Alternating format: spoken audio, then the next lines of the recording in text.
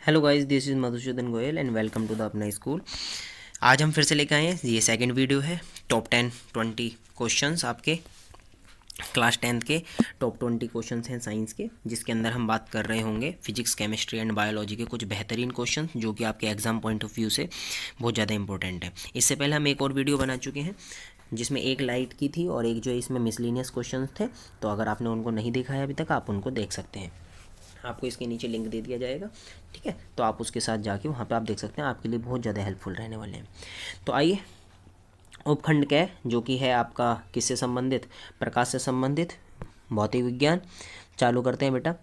पहला ही क्वेश्चन आपसे कह रहा है, जब प्रकाश नेत्र में प्रवेश करता है, जब प्रकाश नेत्र में प्रवेश करता है तो अधिकांश परावर्तन कहाँ पे होता है। तो आपको पता है बेटा, जब प्रकाश नेत्र के अंदर प्रवेश करेगा तो नेत्र का जो ये सबसे पहला पार्ट होता है, ये कौन सा होता है आपका, कॉर्निया। कौन सा होता है, कॉर्निया। तो सबसे अधिक जो परावर्तन होता है ना बेटा, वो इसी में ही होता है। तो पहला था ऑप्शन आपका क्रिस्टलीय लेंस, स्वच्छ मंडल, परितारिका, पुतली। तो आंसर क्या है इसका, कॉर्निया। ठीक है, नेक्स्ट क्वेश्चन पे बढ़ जाते हैं। अगला कह रहा है, निम्नलिखित में से कौन वोल्टता को निरूपित करता है। नंबर 1, किया गया कार्य वोल्टता। वोल्टता तो मतलब समझ में आ रहा होगा बेटा, विभवांतर, वी कह देते हैं हम इस चीज़ को। तो वी को कौन परिभाषित करेगा, किया गया कार्य बटे विद्युत धारा गुणा समय, किया गया कार्य गुणा आवेश, किया गया कार्य गुणा समय बटे विद्युत धारा, या किया गया कार्य गुणा आवेश गुणा समय। तो एक बार हर एक क्वेश्चन के लिए वीडियो को पॉज करके आप लोग अपना आंसर जरूर देखिएगा, जिससे आप लोगों को और ज़्यादा अच्छा तैयार हो जाए। ठीक है, तो चलिए बात करते हैं इसके बारे में। तो बेटा हमें पता है वैद्युत विभव क्या होता है, V equals to W upon Q. किसी एकांक आवेश को किसी बिंदु से अनंत तक लाने में किया गया कार्य, माना ये अनंत है, आप अनंत से आप किसी आवेश को यहाँ तक लेकर आए तो कितना कार्य किया आपने, W। ठीक है, तो उसको करने में क्या, जितना भी कार्य होता है वो किसके रूप में उसके अंदर संचित हो जाता है, वैद्युत विभव के रूप में। तो बेटा हमें यहाँ से पता चला कि भैया V इक्वल्स टू कितना हुआ, V equals to W upon Q. तो यहाँ पे W अर्थात कार्य, किया गया कार्य, और Q का मतलब क्या हुआ बेटा, आवेश। तो किया गया कार्य बटे आवेश कहीं दिखाई दे रहा है, नहीं। तो बेटा हमारे को एक और सूत्र पता है, W बटे Q का मान क्या होता है बेटा, I into T, I into T, जहाँ पे I क्या होती है विद्युत धारा, T क्या होता है समय। तो किया गया कार्य बटे विद्युत धारा गुणा समय। तो ये आपको दिखाई दे रहा है, हाँ जी, पहला ऑप्शन। तो हमारा ऑप्शन नंबर कौन सा सही है बेटा, ए। चलिए नेक्स्ट क्वेश्चन पर बढ़ जाते हैं। हाँ जी, बेहतरीन क्वेश्चन है ये वाला, देखते हैं क्या है। यह निम्नलिखित में से किस स्थिति में कोई अवतल दर्पण, पहली चीज़ तो क्या दिया है, कोई अवतल दर्पण वस्तु या बिंब से बड़ा व वास्तविक, बेटा मेन चीज़ क्या है, बड़ा व वास्तविक प्रतिबिंब बना सकता है। तो पहली चीज़ क्या कह रहा है आपसे, पहला कह रहा है जब वस्तु दर्पण की वक्रता केंद्र पर स्थित है। नंबर 2, जब वस्तु दर्पण के ध्रुव और फोकस के बीच स्थित हो। जब वस्तु दर्पण के फोकस और वक्रता केंद्र के बीच स्थित हो। जब वस्तु दर्पण की वक्रता त्रिज्या और से अधिक दूरी पर स्थित हो। तो बेटा सबसे पहले तो आपको ये पता होना चाहिए इसके अंदर कि अगर माना मैं कोई जो है क्या नाम है, यहाँ पे अगर मैं अवतल दर्पण बनाता हूँ तो उसके अंदर कैसा कितना आरेख बनेगा। देखो, जैसा अगर ये आपका अवतल दर्पण है, ठीक है, इधर की तरफ पॉलिश रहने वाली है इसके ऊपर। ठीक है, ये आपका जो आपको पता है कि जहाँ से आपका सबसे पहले यहाँ पे आएगा फोकस पॉइंट, ये आपका होता है ध्रुव P, जिससे हम प्रदर्शित कर देते हैं, ये है आपका वक्रता केंद्र C। ठीक है, अगर मैं वस्तु को कहाँ पे रखता हूँ, अनंत पर। कहाँ पे रखता हूँ, अनंत पर। तो आपको पता है कि वस्तु का प्रतिबिंब कहाँ पर बनने वाला होगा, फोकस पर बनेगा। वस्तु का वास्तविक प्रतिबिंब बनता है फोकस पर बनता है, और बिंदु के आकार का बनता है। यदि मैं वस्तु को कहाँ पे रखता हूँ, C से पर है, सी से पड़ता है मतलब कि वक्रता केंद्र से अधिक दूरी पर। तो आपको पता है वस्तु का प्रतिबिंब कहाँ पर बनता है बेटा, सी और एफ के बीच में, लेकिन वस्तु से छोटा। अगर मैं वस्तु को कहाँ पे रखता हूँ, सी पर, तो आपको पता है वस्तु का प्रतिबिंब कहाँ पर बनता है बेटा आपका, ये जो वस्तु का प्रतिबिंब है ये बनता है आपका किस पर, सी पर ही बनता है, और वस्तु के समान आकार का बनता है। ठीक है, और अगर जो है क्या नाम है, मैं जो है वस्तु को कहाँ पे रखता हूँ बेटा, वस्तु को अगर मैं रखता हूँ सी और एफ के बीच में, कहाँ पे, सी और एफ के बीच में, तो वस्तु का जो प्रतिबिंब बनता है वो सी से परे बनता है। कहाँ पे बनता है, सी से परे, और वस्तु से बड़ा बनता है।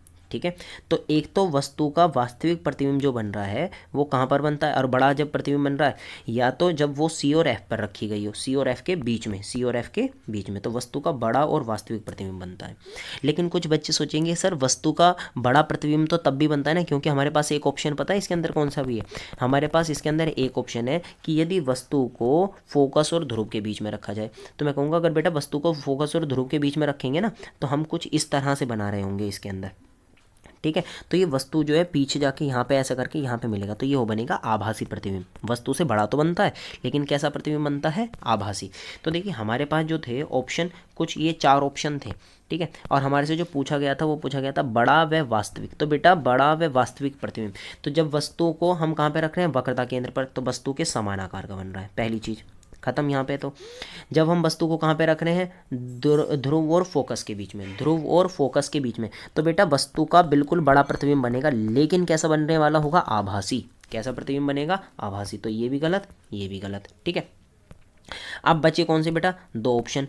एक तो है जब वस्तु को फोकस तथा वक्रता के बीच में रखा जा रहा है, हाँ जी, तो बिल्कुल इसमें बड़ा प्रतिबिंब बन रहा होगा और वास्तविक बन रहा होगा। कैसा बन रहा होगा, वास्तविक। तो हमारा जो इसका आंसर है वो कौन सा है, आपका सी।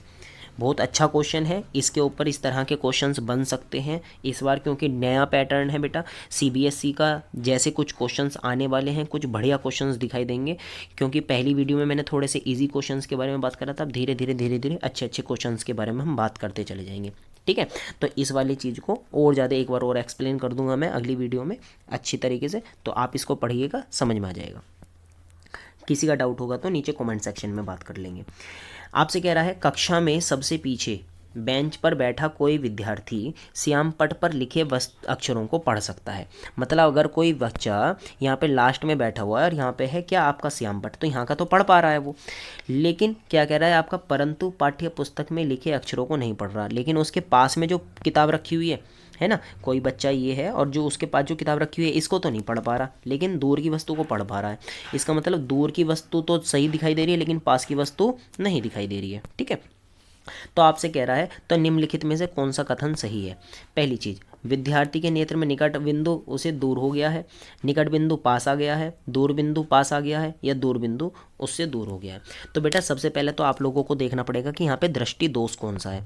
तो बेटा दृष्टि दोष बताइए आप लोग। तो उसको श्याम पट पर लिखा वस्तु दिखाई दे रही है, दूर का सही चमक रहा है लेकिन पास का सही नहीं चमक रहा। तो अगर पास का सही नहीं चमक रहा तो इसका मतलब है जब वह दोष जिसके अंदर हमें दूर का तो सही चमकता है लेकिन पास का सही नहीं चमकता, ठीक है, तो उसके अंदर कौन सा वाला आएगा बेटा, दूरदृष्टि दोष। कौन सा होगा, दूरदृष्टि दोष। अब एक बात बताना, दूरदृष्टि दोष कब होता है बेटा, तो दूरदृष्टि दोष तब उत्पन्न होता है जब हमारा निकट बिंदु दूर चला जाता है। निकट बिंदु कितने पर था, ये पिछली वीडियो में भी हमने बात करी थी, अगर नहीं देखे तो आप लोग देख लीजिएगा।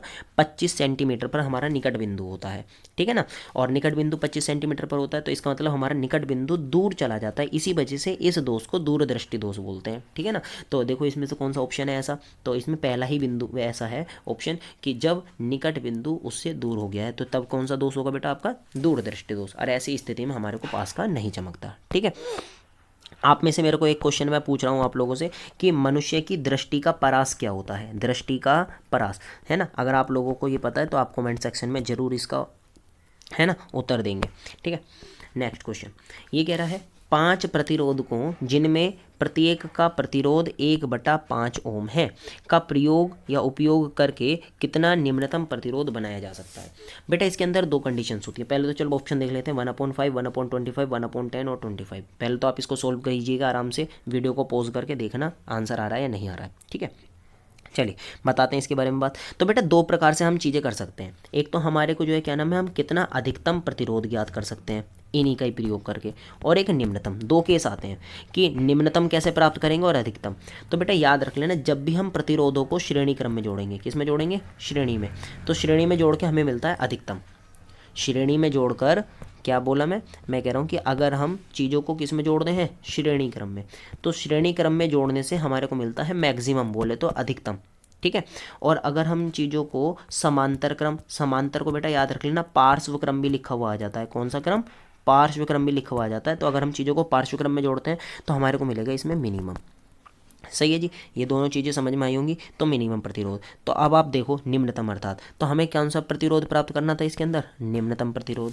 तो हम इन सबको किस में जोड़ेंगे, पार्श्व क्रम में। तो जब हम इन सबको पार्श्व क्रम में जोड़ेंगे तो बेटा क्या आता है इसके लिए, 1/r is to 1/r1 plus 1/r2 plus 1/r3 plus 1/r4 और प्लस 1/r5, ठीक है।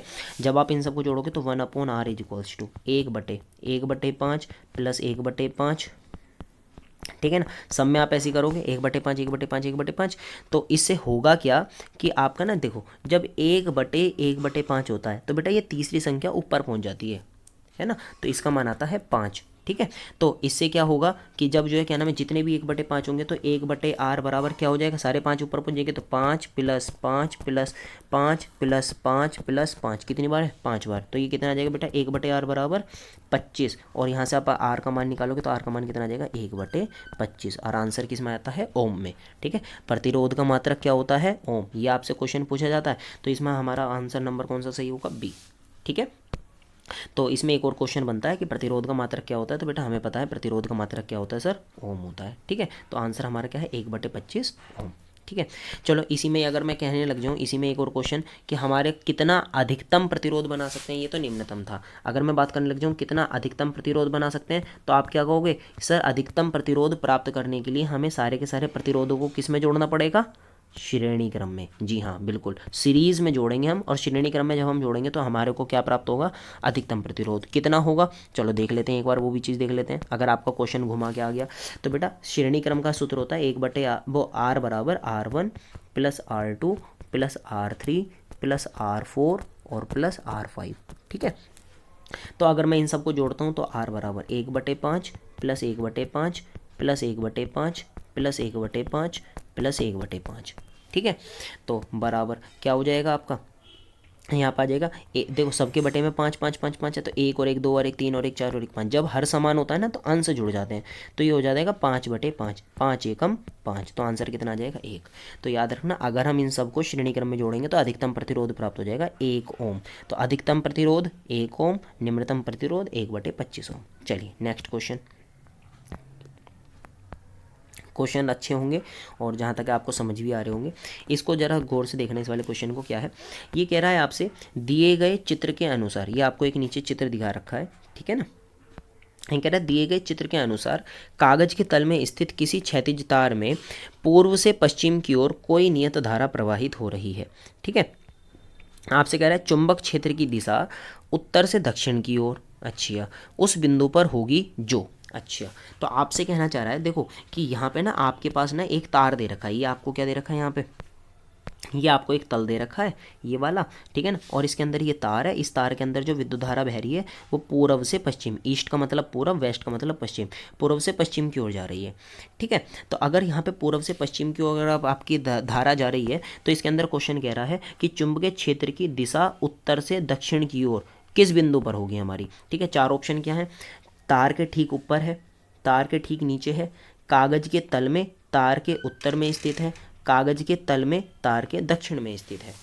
तो बेटा यहाँ पे जो हम लगाएंगे ना, तो यहाँ पे आप लोग ना दाएं हाथ का आपका जो अंगूठे का नियम होता है मैक्सवेल का है ना, तो आप वो लगा सकते हो आप इसके अंदर कि अगर मैं जो है ना अपने अंगूठे को, अगर मैं अपने अंगूठे को किसकी दिशा में करूँ, धारा की दिशा में, तो हमारी जो उंगलियाँ होंगी वो कर्ल करेंगी किधर की तरफ को, मतलब हमारी जो उंगलियाँ हैं वो घूमेंगी किसकी दिशा में, आपका वो घूमेंगी आपकी चुंबकीय क्षेत्र की दिशा में। तो बेटा अगर जैसे माना मैं कह रहा हूँ कि यहाँ पे हमारे पास ये तार है, ये तार है, तो इसका मतलब हमारा चुंबकीय क्षेत्र कुछ इस तरीके से जाएगा, उत्तर, ये ऊपर नॉर्थ है, ये नीचे साउथ है, तो नॉर्थ से साउथ डायरेक्शन में, नॉर्थ से साउथ डायरेक्शन में। तो इसका मतलब क्या होगा, कागज के तल में तार के उत्तर में स्थित होगा। ठीक है, तो इसका ऑप्शन नंबर सी आ जाएगा।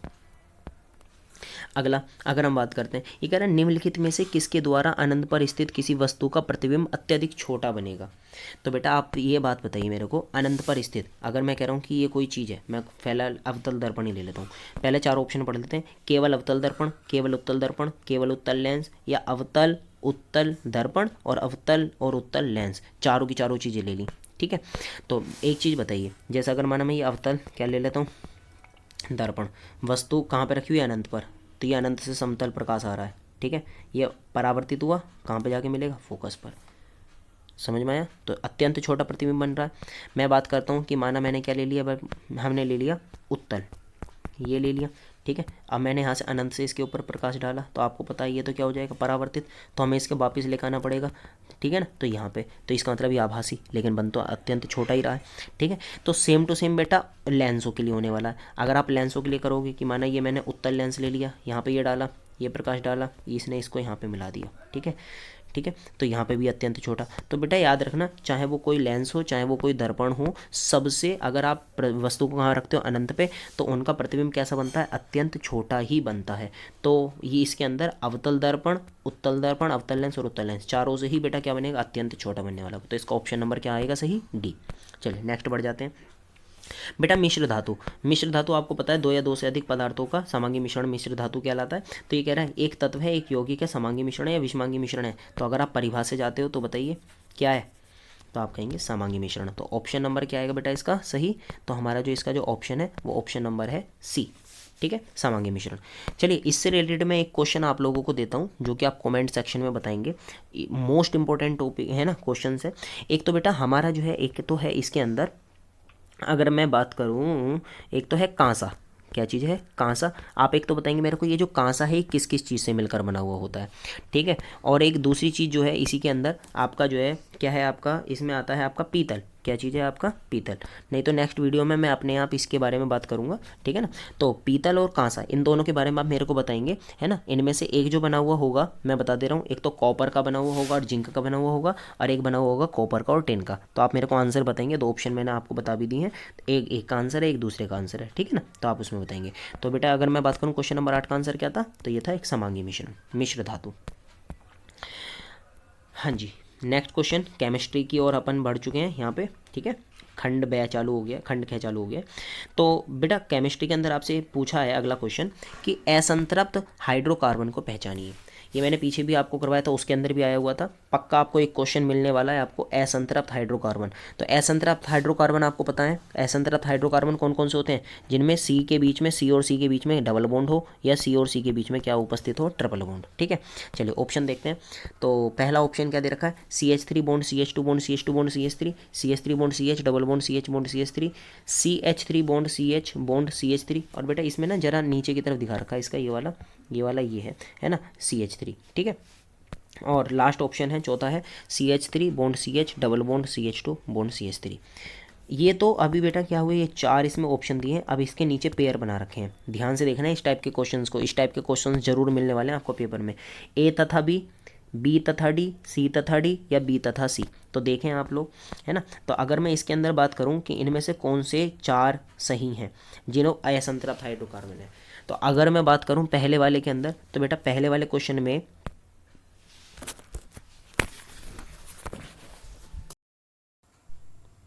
अगर हम ऑप्शन नंबर 1 को देखते हैं बेटा, तो यहाँ पे कार्बन और कार्बन के बीच में है यहाँ पे सिंगल बॉन्ड, ठीक है। तो कार्बन और कार्बन के बीच में यहाँ पे क्या है, सिंगल बॉन्ड, यहाँ पे भी सिंगल बॉन्ड, यहाँ पे भी सिंगल बॉन्ड। इसका मतलब ये वाला जो हाइड्रोकार्बन होगा ये कैसा होगा आपका, संतृप्त, ठीक है। लेकिन यहाँ पे आप अगर ऑप्शन नंबर बी में देखोगे तो यहाँ पे जो है आपका कार्बन और कार्बन के बीच में कैसा डबल बॉन्ड है, ठीक है। अगर आप ऑप्शन नंबर 3 के अंदर देखते हो तो यहाँ पे कार्बन कार्बन कार्बन के बीच में ये जितने भी हैं यहाँ पे ये सारे के सारे सिंगल बॉन्ड हैं। तो एक तो हमारे को यहाँ से पता चला कि सर क्योंकि जो है हमारा जो है एक तो बी ऑप्शन में कार्बन और कार्बन के बीच में डबल बॉन्ड है, इसका मतलब एक तो ऑप्शन नंबर बी क्या है आपका, असंतृप्त। अगर हम इसके अंदर इसका जो ऑप्शन नंबर अगर मैं 4 देखूं, डी देखूं, तो इसमें भी कार्बन और कार्बन के बीच में क्या है, डबल बॉन्ड। इसका मतलब एक तो ऑप्शन नंबर आपका बी और एक ऑप्शन नंबर आपका डी, इन दोनों के अंदर क्या है, डबल बॉन्ड। इसका मतलब ये दोनों क्या होंगे, असंतृप्त। तो इस तरह से हमारा आंसर क्या हो जाता है, बी और डी, ऑप्शन नंबर बी सही है, ठीक है। तो ये वाला आपको क्वेश्चन समझ में आया होगा। चलिए नेक्स्ट क्वेश्चन की ओर बढ़ते हैं। नेक्स्ट क्वेश्चन क्या कह रहा है बेटा आपसे, ये कह रहा है, एक और बढ़िया क्वेश्चन है बिल्कुल, ठोस कैल्शियम ऑक्साइड जल के साथ तीव्रता से अभिक्रिया कर कैल्शियम हाइड्रोक्साइड देता है। तो बेटा कैल्शियम हाइड्रोक्साइड देता है, इसका मतलब क्या हुआ, यहाँ पे इसका मतलब हो गया कि अगर हम ठोस कैल्शियम ऑक्साइड का मतलब है CaO की रिएक्शन अगर आप किसके साथ कराते हो, H2O के साथ, ठीक है। तो यहाँ से आपको क्या प्राप्त होता है, CaOH का होल ट्वाइस, अर्थात भुजा हुआ चूना, ठीक है।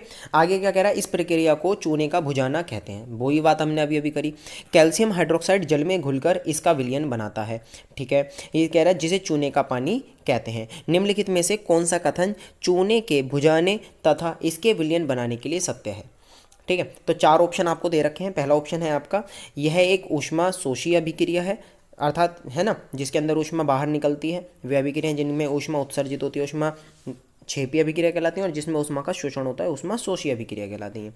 अगला कह रहा है परिणामी विलयन की pH 7 से अधिक होगी या परिणामी विलयन का pH 7 से कम होगा। अब बेटा ये तो 4 ऑप्शन दे रखे हैं, इनमें से कोई से 2 ऑप्शन सही हैं, तो ए तथा बी सही है, बी तथा सी सही है, ए तथा डी सही है, या सी तथा डी सही है। तो आपको इनमें से 4 में से 2 ऑप्शन चुनने हैं, ठीक है। तो इस तरीके के क्वेश्चंस को जरा गौर से देखना, क्योंकि कुछ बच्चे इसके अंदर क्या हो सकते हैं, कंफ्यूज हो सकते हैं, ठीक।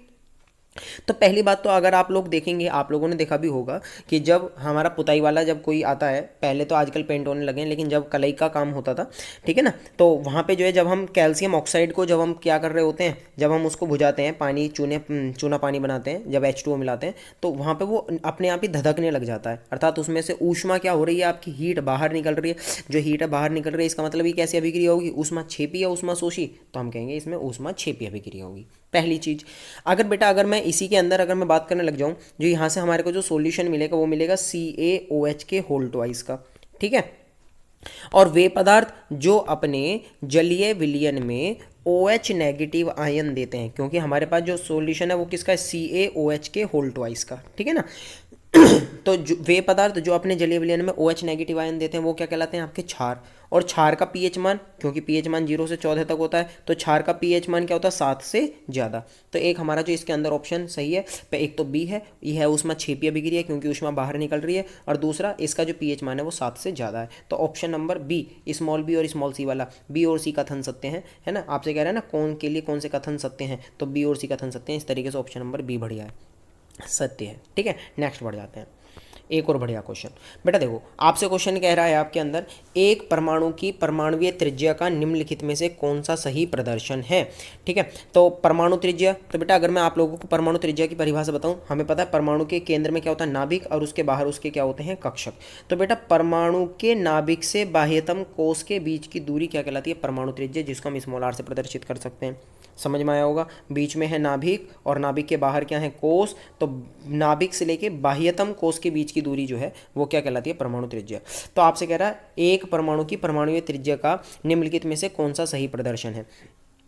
तो देखो बेटा इसमें तो केवल क्या दे रखा है आपको, केवल और केवल, चलो मैं इसको थोड़ा जूम करके दिखा देता हूँ, ठीक है, थोड़ा सा पिक्चर ऐसी है इसकी। तो इसके अंदर तो देखो आपको केवल ये न्यूक्लियस दिखा रखा है और ये पहले ही कक्षक के बीच की दूरी, तो ये तो पहली कक्षा की त्रिज्या हो गई, तो ये तो परमाणु त्रिज्या को नहीं प्रदर्शित करेगा। ये दूसरी कक्षा तक की पहली और ये दूसरी, दूसरा कोष है तो 2 तक के दिखा रहा है। लेकिन यहाँ पे ये देखो नाभिक है और ये क्या, बाह्यतम कोष, तो नाभिक से बाह्यतम कोष के बीच की दूरी, इसका मतलब ये वाली चीज़ क्या है, सही है, क्योंकि यहाँ पे बाह्यतम 2 कोषों के बीच की दूरी दिखा रखी है, ये भी परमाणु त्रिज्या नहीं है, ये भी परमाणु त्रिज्या नहीं है, ये भी परमाणु त्रिज्या नहीं है। तो इसके अंदर ऑप्शन नंबर, अगर ये ए है, ये वाला बी है, ये वाला सी है और ये वाला डी है, तो हमारा ऑप्शन नंबर क्या है, सी सही है। ठीक है बच्चा, तो ऑप्शन नंबर कौन सा सही है हमारा इसके अंदर, सी। तो हमारे को इसके अंदर ऑप्शन क्या दे रखे हैं, पहला, दूसरा, दूसरा, तीसरा। तो बेटा इसके ना ये ऑप्शंस गलत दे रखे हैं, है ना, या फिर इसका ये डायग्राम गलत दे रखा है, ठीक है ना। तो इसके अंदर आप लोगों को याद रखना है, इसके अंदर जो सही रिप्रेजेंटेशन है, ठीक है, इसके ऑप्शंस में कुछ गलती है, तो इसके अंदर जो सही रिप्रेजेंटेशन है वो ऑप्शन नंबर 3 की है, ठीक है। तो इसका आंसर है सी। चलिए नेक्स्ट बढ़ जाते हैं। तो कुछ इस तरह के ना बेटा क्वेश्चन इस बार आपको देखने को मिलेंगे, भले ही प्रीवियस ईयर्स में नहीं आए हुए हैं, क्योंकि ये जो आपका जो ये वाला जो अपन सेट कर रहे हैं, ये UPMSP पे जो आपका जो गवर्नमेंट ने जो सेट दे रखा है ना, अपन उसको कर रहे हैं, इंपॉर्टेंट है ना, और इस तरह के क्वेश्चंस देखने को मिलेंगे, ठीक है। तो ज़रा गौर से देखिएगा, है ना, क्योंकि थोड़ी सी वीडियो लंबी हो जाएगी, कोई परेशानी नहीं है, लेकिन अगर आप लोगों को क्वेश्चन समझ में आ रहे हैं, मज़े आ रहे हैं, है ना, तो बिल्कुल आपको बेनिफिशियल रहने वाला है।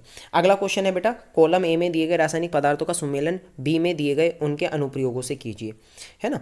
तो देखो आपको एक तो ब्लीचिंग पाउडर दे रखा है, एक बेकिंग सोडा दे रखा है, एक धावन सोडा दे रखा है और एक सोडियम क्लोराइड। ब्लीचिंग पाउडर आपको पता है विरंजक चूर्ण जिसे हम क्या देते हैं, बेकिंग सोडा अर्थात खाने का सोडा, धावन सोडा अर्थात सोडियम कार्बोनेट Na2CO3, है ना, आपका सोडियम क्लोराइड खाने का नमक, ठीक है। तो इसका हम किसका यूज़ कहाँ कहाँ पे करते हैं। तो बेटा आपको पता है जो ब्लीचिंग पाउडर है, जो ब्लीचिंग पाउडर है, ठीक है, इनमें देखो ये इसके ऑप्शन दे रखे हैं, तो पहला आप इसके अंदर आप अपने हिसाब से मिलान कर लीजिएगा, तो फिर जोन सा भी मिलान सही होगा उसके आधार पर आप आंसर लगा सकते हैं, ठीक। तो अगर मैं इसके अंदर देखता हूँ कि ब्लीचिंग पाउडर किसका का काम करता है, तो मुझे पता है कि कहीं ना कहीं ब्लीचिंग पाउडर विरंजन का काम करता है। विरंजन का मतलब होता है रंग वगैरह उड़ाने का, साफ सफाई वगैरह करने का, ठीक है। जो बेकिंग सोडा होता है, बेकिंग सोडा कहीं ना कहीं जो इनो वगैरह होते हैं ना, ये जो प्रति अम्ल होते हैं, एंटी एसिड, उस चीज़ में काम करता है, ठीक है। जो धावन सोडा होता है बेटा वो कांच के विरंजन में काम करता है, और सोडियम क्लोराइड H2 और Cl2 के उत्पादन में काम करता है, ठीक है। तो इसका मतलब पहले का सी, दूसरे का डी, तो देखो यहाँ पे कौन सा दिखाई दे रहा है, पहले का सी, दूसरे का डी, तो option number C, option number C, है ना, डी का तीसरा और चौथे का बी, ठीक है, आपको ये चीज़ दिखाई दे रही होगी। तो इसमें हमारा ऑप्शन नंबर कौन सा सही हो जाता है, ये। तो आप सबसे पहले जब भी इस तरीके का क्वेश्चन मिलेगा ना, तो आप सबसे पहले क्या करना है, आप लोगों को जो ये मैचिंग दे रखे हैं सबसे पहले आप इनको मैचिंग कीजिए, ठीक है। अगर आपको 2 भी आते हैं या 3 भी आते हैं ना, तो उसमें से भी आपको सही आंसर मिल जाएगा, ठीक। जैसे अगर देखो मेरे को ये पहला और दूसरा आता है कि पहले का सी है दूसरे का डी, तो अगर आप ध्यान से देखोगे ना, तो पहले का सी, पहले ये चौथा भी गलत, दूसरे ये भी गलत, दूसरे का डी, तो देखो दूसरे का डी केवल तीसरे में है, इसमें भी बी में जो दे रखा है वो क्या दे रखा है, दूसरे का बी, ये गलत हो जाएगा। तो आपको सही आंसर अपने आप मिल जाएगा, ठीक है ना। तो थोड़ा सा अगर आप गौर से देखेंगे तो आप आंसर मिल जाएगा आपको। नेक्स्ट, ये तो बड़ा आसान सा क्वेश्चन है, आप लोगों को याद होगा। नीले लिटमस को लाल कर देता है। तो आपको पता है 2 चीज़ें होती हैं, एक तो होता है हमारे पास एसिड अर्थात अम्ल, और एक होता है बेस, ठीक है ना, बोले तो क्षार। तो एसिड क्या करता है, नीले को लाल में परिवर्तित, और बेस क्या करता है, लाल को नीले में परिवर्तित। तो हमारे से पूछ रहा है कि नीले लिटमस पेपर को लाल लिटमस पेपर में परिवर्तित कर देता है, तो आंसर क्या जाएगा, बी, अम्ल। चूने के पानी से भरी परख नली में जब मुंह द्वारा फूंका जाता है तब पानी का चूने का पानी किसकी मौजूदगी में दूधिया रंग हो जाता है।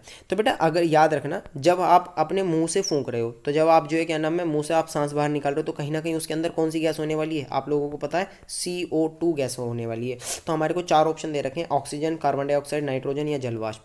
तो कहीं ना कहीं आप खुद ही सोचिए, जब आप मुंह से फूंक मार रहे हो और उसमें चूने का पानी के अंदर क्या हो जा रहा है, आपका चूने के पानी में जब आप कोई गैस प्रवाहित कर रहे हो तो उससे चूने का पानी क्या हो जाता है, दूधिया। तो याद रखना है आपको, चूने का पानी होता है बेटा CaO, लेकिन जैसे ही हम उसके अंदर ना मुंह से फूंक मारते हैं तो उसके अंदर हमें कार्बन डाइऑक्साइड गैस होती है CO2, तो जिससे हमारा बन जाता है कैल्शियम कार्बोनेट CaCO3, और इसका रंग होता है बेटा सफ़ेद, ठीक है। तो इसका आंसर आ जाएगा बी। नेक्स्ट क्वेश्चन पर बढ़ जाते हैं। ये कह रहा है कुछ डायनासोर में एक पिच मौजूद थे किंतु उड़ नहीं सकते थे, लेकिन पक्षियों में पर होते हैं जो उन्हें उड़ने में मदद करते हैं। विकास के संदर्भ में इसका क्या अर्थ हुआ, ठीक है। तो बेटा पहला ऑप्शन दे रखा, सरीसृपों की उत्पत्ति पक्षियों से हुई है, या सरीसृपों और पक्षियों के बीच में कोई विकास संबंध नहीं है, दोनों ही जीवों में पिच समजात अंग है, और पक्षियों की उत्पत्ति सरीसृप से हुई है। तो देखो यहाँ पे ना ये 2 अंगों के बारे में कंपैरिजन कर रहा है ना। एक तो जो है डायनासोर्स के अंदर जो पिच है वो, और जो है क्या नाम है आपके जो पक्षी हैं उनके परों के बारे में बात कर रहा है। तो बेटा दोनों के दोनों ना समजात अंग हैं। आपको पता समजात अंग क्या होते हैं, जिनकी उत्पत्ति तो सेम होती है लेकिन उनके कार्य अलग अलग होते हैं। तो देखो ये तो उनसे उड़ नहीं पा रहे, लेकिन ये उनसे उड़ पा रहे हैं, ठीक है ना। तो इस तरह से जैसे हमारे हाथ हैं आगे के, लेकिन जानवरों की वो दोनों के दोनों टांगों का काम करते हैं, है ना। हम हाथों से अपने खाने पीने का काम या कुछ अपना काम करने का काम करते हैं, ठीक है। लेकिन वहीं पे जो है जंतु जो है अपनी टांगों से या दोनों आगे वाले दोनों हाथों से वो क्या काम करते हैं, चलने का, ठीक है। इसी वजह से हम उनके पैर बोलते हैं। तो ऐसी चीज़ों को बोलते हैं बेटा समजात अंग, ठीक है। तो इसका ऑप्शन नंबर सी सही आएगा। अगला कह रहा है यदि किसी जीव का जीवाश्म पृथ्वी की अपेक्षाकृत गहरी परतों में प्राप्त हुआ है तो हम भविष्यवाणी कर सकते हैं कि जीव का विलोप हाल ही के कुछ वर्षों में हुआ है, जीव का विलोप हजारों वर्षों पूर्व हुआ है, या पृथ्वी की परतों में जीवाश्म की स्थिति का जीव के विलुप्त होने की अवधि से कोई संबंध नहीं है, या विलुप्त होने की अवधि का निर्धारण नहीं किया जा सकता। बेटा आप खुद ही सोचिए, जैसे जैसे जीव क्या होते चले जाते हैं आपके, विलुप्त होते चले जाते हैं, तो वो कहीं ना कहीं पृथ्वी की गहराइयों में, क्योंकि फिर जो उसके बाद जो कोई चीज़ आ रही है वो उसके ऊपर उसकी परत जम जा रही है, फिर उसके बाद कोई चीज़, जैसे घर में पुताई होती है ना, कि सबसे पहले जो घर जब बना हमारा सबसे पहले उसकी पुताई हुई तो उसकी परत, फिर उसके ऊपर दूसरी पुताई करवाई, फिर उसकी परत, फिर तीसरी परत। तो ऐसे करके ना जो सबसे पहले जो चीज़ हुई है वो नीचे दबती चली जाती है। तो बेटा इसमें ना सबसे जो सटीक आंसर है इसका, वो सटीक आंसर क्या है कि एक तो ये कह रहा है जीवों का विलोप हाल ही के कुछ वर्षों में हुआ। अगर हाल ही के वर्षों में हुआ तो वो सबसे नीचे क्यों, गहरी परतों से प्राप्त हुआ है ना। तो इसका मतलब ये तो गलत हो गया, है ना। पृथ्वी की परतों में जीवाश्म की स्थिति का विलुप्त होने से कोई संबंध नहीं है, ये भी गलत है, ये भी गलत है। तो बेटा इसका आंसर आएगा ये बी, कि जीव का विलोप हजारों वर्ष पूर्व हुआ, तभी तो वो गहरी परतों में पहुंच गया, ठीक है ना। तो इसलिए अगला नेक्स्ट क्वेश्चन। तो बेटा नेक्स्ट क्वेश्चन क्या कह रहा है, चित्र में भाग A B C किस क्रम में होते हैं। तो बेटा आपको ये कुछ एक जो है क्या नाम है आपका बीज का पार्ट दिखा रखा है, और आपसे पूछ रहा है कि इसके अंदर कौन कौन से हैं। भाग ए क्या है आपका, भाग बी क्या चीज़ है, और भाग सी क्या चीज़ है। तो आप अगर ऑप्शन देखेंगे तो बीजपत्र, परांकुर तथा मूलांकुर, फिर आपको दे रखा है परांकुर, मूलांकुर तथा बीजपत्र, उसी में तीनों में अलग अलग दे रखा है। तो सबसे पहले आपको पता होना चाहिए, अगर मैं इस बीज के बारे में बात करता हूँ ना, तो सबसे ऊपर जो भाग होगा वो बेटा परांकुर वाला होगा। सबसे पहले क्या होगा, परांकुर, ठीक है। ये वाला जो होगा इसे हम कहते हैं बीजपत्र, ठीक है ना। बीज जिसके द्वारा घिरा रहता है उसे क्या बोल देते हैं, बीजपत्र। और जो सबसे नीचे वाला पार्ट है वो क्या होता है आपका मूलांकुर, ठीक है ना, जिसमें से बीज क्या होता है, फूटता है, जिसमें से पौधे का निर्माण होगा। तो आपका कहीं ना कहीं पहला जो है, पहला है प्रांकुर, बी क्या है आपका बीजपत्र, तीसरा क्या है मूलांकुर। तो देख लीजिए इस क्रम में क्या है, ए बी सी किस क्रम में है, तो ए का नाम क्या हो गया प्रांकुर, फिर आ गया बीजपत्र, फिर मूलांकुर, प्रांकुर बीजपत्र और मूलांकुर। तो ऑप्शन नंबर कौन सा सही आएगा बेटा हमारा, सी ऑप्शन सही आएगा। ठीक है, तो चित्र के ऊपर जरूर आपका एक क्वेश्चन आएगा डायग्राम के ऊपर, तो उस चीज़ को जरा गौर से देख लीजिएगा। अमृता देवी बिश्नोई राष्ट्रीय पुरस्कार भारत सरकार द्वारा किस क्षेत्र में दिया जाता है। तो बेटा अमृता देवी जो बिश्नोई है ना, इन्होंने और इनके साथ के जो लोग बाग हैं, उन्होंने ना पेड़ों से संबंधित और जीवों के संरक्षण से संबंधित जो है अपने प्राणों को न्योछावर कर दिया था। ठीक है ना, तो इस वजह से आपसे पूछा जा रहा है कि इसलिए ये वाला क्वेश्चन आता भी है, भारत में राष्ट्रीय पुरस्कार भारत सरकार द्वारा किस क्षेत्र में दिया जाता है, जीव संरक्षण में, पौधों की कटाई के लिए, जैव प्रौद्योगिकी क्षेत्र में, या जल संरक्षण में। तो बेटा इसका जो ऑप्शन नंबर आएगा, ऑप्शन नंबर आएगा जीव संरक्षण में, ऑप्शन नंबर ए। ठीक है, लास्ट वाला चैप्टर है आप लोगों की साइंस में, देख सकते हो आप। नेक्स्ट क्वेश्चन दिया है, यदि मटर के एक गोल तथा हरे रंग के बीज वाले पौधे RRYY, ठीक है ना, आपको पता है ना गोल वाले को, क्योंकि ये आपका क्या है, ये प्रभावी लक्षण है, इसलिए कैपिटल आर, और हरे में और पीले में जो है क्या नाम है आपका, हरा जो है अप्रभावी लक्षण होता है, इसलिए स्मॉल वाई दे रखा है। ठीक है, ये पीले रंग के बीज वाले पौधे स्मॉल आर और कैपिटल वाई में संकरण कराया जाता है, तो F1 के बीज कैसे होंगे। तो अब आप खुद ही सोचिए, आप क्या कर रहे हो इसके अंदर, आप कर रहे हो मटर के एक गोल, है ना, हरे रंग के बीज वाले पौधे और कैपिटल आर का जो संकरण है ना बेटा, हम लोग किसके साथ करा रहे हैं आपका, स्मॉल आर कैपिटल वाई के साथ। तो हमें इसके अंदर ये देखना है कि बेटा जो हमारा जो प्रथम जो संतति उत्पन्न होगी, उसके अंदर जो है ना कौन सा गुण उत्पन्न होगा जो कि प्रभावी होगा। तो बताओ बेटा कैपिटल आर और स्मॉल आर में कौन सा प्रभावी लक्षण है, तो मैं कहूँगा कैपिटल आर अर्थात गोल। ठीक है, और मैं कहूँगा बाबू स्मॉल वाई और कैपिटल वाई में कौन सा है, मतलब स्मॉल वाई होता है बाबू किसके लिए, हरे के लिए, और कैपिटल वाई होता है पीले के लिए। तो इसमें जो प्रभावी लक्षण है वो कैपिटल वाई अर्थात पीला। तो इसका मतलब हमारी जो संतति निर्माण होगा ना, उसके वो होगा गोल और पीला अर्थात कैपिटल RY। तो गोल और पीला, तो आंसर ऑप्शन नंबर कौन सा आएगा बेटा सही, इसमें ए। नेक्स्ट बढ़ जाते हैं आपको, तो ये आपको क्या दे रखा है, निम्नलिखित चित्र में अंकित ए मादा जनन तंत्र के किस भाग को प्रदर्शित करता है। तो ये आपको दिखाई दे रहा होगा, ये जो आपका पोर्शन है, ठीक है, ये वाला, इसको ये ए करके दे रखा है। तो इसमें नर जनन तंत्र भी मिल सकता है आपको, मादा जनन तंत्र भी मिल सकता है। तो स्मॉल है, बताइए आप क्या है, ये ग्रीवा है, या आपको ये योनि नज़र आ रही है, या आपको ये गर्भाशय नज़र आ रहा है, या आपको ये अंडाशय नज़र आ रहा है। तो आपको पता है ये वाला जो मादा जनन तंत्र है ना बेटा, उसके अंदर ये वाला जो पार्ट होता है, ये किसका निर्माण करता है, अंडज का निर्माण करता है, किसका, अंडज का निर्माण करता है। तो इसका मतलब ये वाला जो होगा वो कौन सा होगा बेटा, इसके अंदर, इसमें अंडाशय होगा, गर्भाशय होगा, योनि या ग्रीवा। तो बेटा इसका ऑप्शन नंबर कौन सा सही हमारा, डी अर्थात अंडाशय, जिसमें अंडे का निर्माण होता है। ठीक है ना, फिर अंडवाहिनी के द्वारा कहीं ना कहीं आपको पता है कि अंडवाहिनी के द्वारा आपका जो है अंडा यहाँ से यहाँ पे जाएंगे आपके अंडाणु, और ये क्या पार्ट होता है, ये वाला होता है बेटा गर्भाशय। ये वाला क्या है आपका गर्भाशय, जहाँ पे शिशु का अर्थात शिशु का निर्माण होता है वो गर्भाशय में होता है। और ये वाला जो पार्ट होता है, ये वाला क्या कहलाता है आपका योनि मार्ग। ठीक है, तो ये वाला योनि मार्ग है। ठीक, तो इस तरह से, तो इसका ऑप्शन नंबर कौन सा सही है, डी। आई होप आपको आज की ये वीडियो बहुत अच्छी लगी होगी, थोड़ी वीडियो लंबी है ना, लेकिन आप लोगों के लिए बहुत ज़्यादा एग्ज़ाम के पॉइंट ऑफ व्यू से थोड़ी सी बहुत ज़्यादा इंपॉर्टेंट है। तो इसलिए अगर आप लोगों ने ये वीडियो अगर आपने अंत तक देखी है तो आपके लिए बहुत ज़्यादा मददगार रहने वाली होगी। तो वीडियो देखने के लिए थैंक्स। और अगर आप लोगों को हमारी वीडियो अच्छी लगी हो तो आप हमारे वीडियो को ज़रूर लाइक कीजिएगा, कमेंट सेक्शन में कमेंट करके ज़रूर बताइएगा। अगर कोई कमी रह गई है तो उसके बारे में बताइएगा, हम उसमें ज़रूर सुधार करेंगे।